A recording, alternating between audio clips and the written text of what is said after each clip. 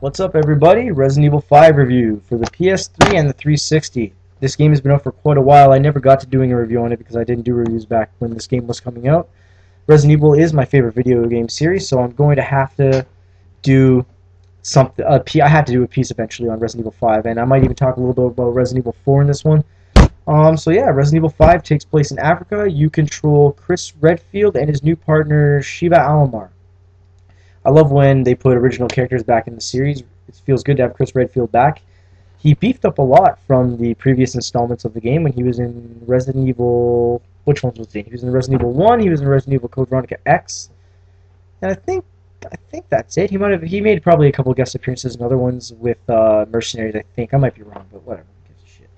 Anyways, yeah. So you are in this one. You're tracking down the Ouroboros virus in Africa, and you are now STARS is obviously gone, so you're now part of the BSAA. You are a bioterrorism unit, anti-bioterrorism unit. Sorry, not a bioterrorism unit. That'd be wrong. You are trying to stop companies like Umbrella, who apparently doesn't exist anymore, but we all know how that turns out.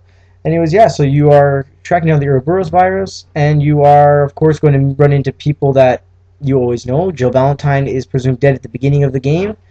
Albert Wesker makes an appearance in the game. All the characters, the mainstream Resident Evil characters from the original Resident Evil in this particular storyline, not in the Leon slash Claire storyline, but yeah, from the original Resident Evil, you're gonna get the characters that you're familiar with. It feels good. The game overall feels good. It's not.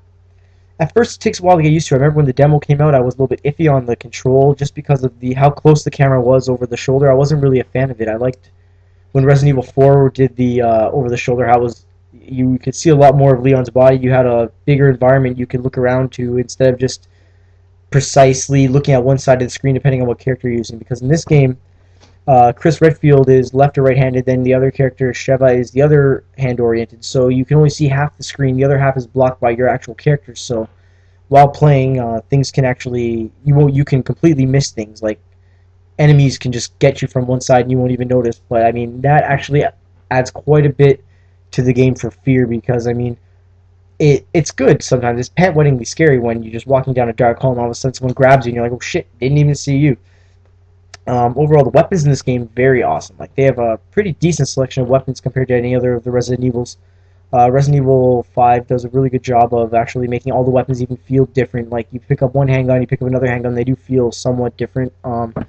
They have, the Magnum, Wesker's Magnum. You have the 6-shooter. You got a couple pistols, submachine gun, assault rifles. You got rocket launchers, grenade launchers, flame rounds, everything, acid rounds.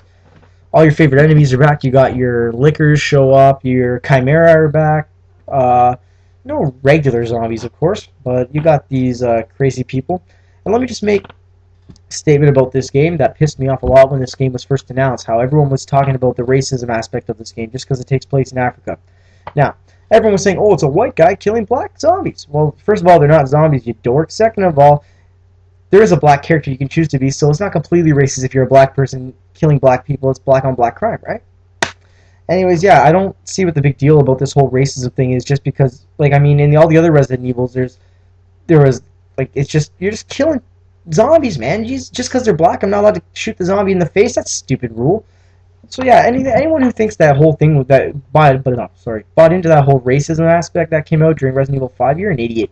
Okay, like, Jesus. Okay, at first with the shit with the Grand Theft Auto, oh, it's too violent. Friggin' Mortal Kombat, people ripping out each other's spines, and now Resident Evil with the racism. Like, get over it. Get a life. It's entertainment. You don't look at American History X. You don't see people crying rivers about that. Someone got curb stomped in that movie. Jesus. Anyways, Resident Evil 5.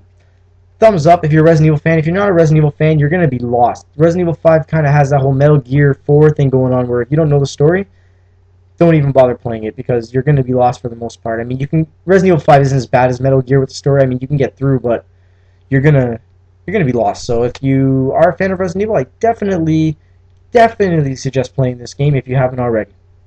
Cheers.